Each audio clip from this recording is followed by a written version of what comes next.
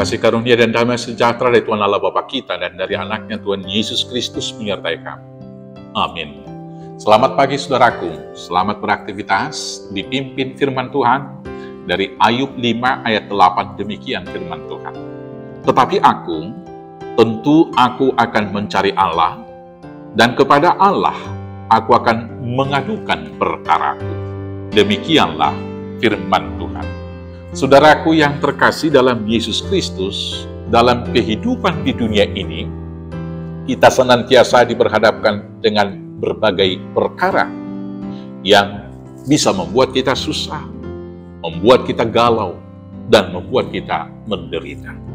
Perkara-perkara itu dimulai dari persoalan apa yang akan kita makan dan minum, apa yang akan kita pakai, dan tinggal di mana kita.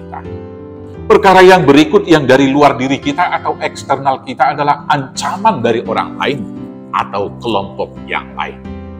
Ancaman dari para penjahat, tentu itu kemudian menjadi bagian dari keseharian hidup kita.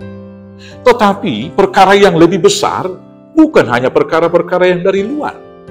Perkara yang paling besar yang harus kita hadapi, yang membuat kita banyak menderita batin, justru datang lebih banyak dari diri kita sendiri, yaitu sakit hati dan iri hati. Hal itu kemudian yang dikatakan oleh Ayub di ayat 2, di Ayub 5 ayat 2 dikatakan demikian. Sesungguhnya orang bodoh dibunuh oleh sakit hati, dan orang bebal dimatikan oleh iri hati. Di ayat 7 dikatakan demikian, melainkan manusia menimbulkan kesusahan bagi dirinya, seperti bunga api berjolak tinggi. Saudara-saudaraku yang terkasih, sering sekali persoalan itu membuat kita dan meremukkan tulang-tulang kita, bahkan membuat busuk tulang-tulang itu adalah karena sakit hati dan iri hati. Saudara-saudaraku yang terkasih dalam Yesus Kristus, apakah penderitaan yang ditimbulkan oleh sakit hati? Gampang tersinggung. Orang-orang yang gampang tersinggung tentunya kemana-mana dia tidak akan bisa tenang. Tidak akan bisa merasa bahagia dan menikmati situasi. Karena sedikit saja perkataan orang lain menyinggung dia, candaan tidak pernah bisa dia dengar, maka tentunya orang yang demikian adalah orang yang sangat susah hidupnya. Dan kemudian orang yang sakit hati selalu merasa hidupnya tidak adil. Kalau orang lain lebih bahagia daripada dia tidak dapat menerima itu. Demikian juga dengan iri hati.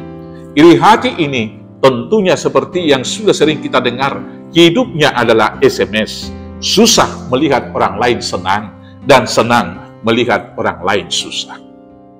Tetangga depan rumah beli kulkas 2 pintu, dia yang kedinginan.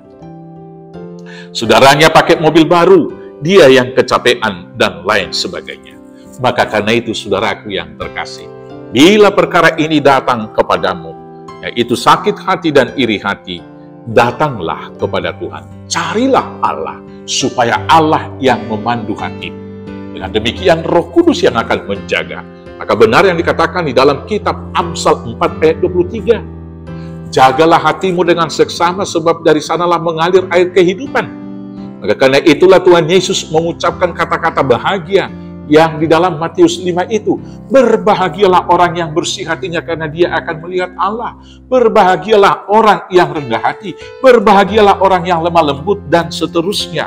Soal hati ini harus lepas dari sakit hati dan juga iri hati. Yang kemudian, apapun perkaramu, jangan pendam, supaya itu jangan membusukkan tulang-tulangmu. Tapi adukanlah perkara itu kepada Tuhan. Firman Tuhan berkata di dalam Roma 12, jangan membalaskan kejahatan. Sebab ada tertulis, pembalasan adalah hakku, demikian kata Tuhan. Maka kalau kamu dibuat sakit hati oleh orang lain, maka serahkanlah perkaramu itu kepada Tuhan, supaya Tuhan berperang dan kamu diam saja.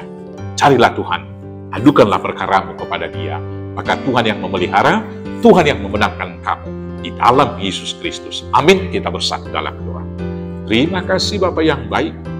Ialah dalam segala perkara kehidupan kami datang kepada Tuhan, agar Bapa yang memenangkan dan membela kami di dalam Yesus Kristus Tuhan Juru Selamat kami yang hidup. Amin. Selamat beraktivitas, Tuhan Yesus memberkati. Horas, horas, horas.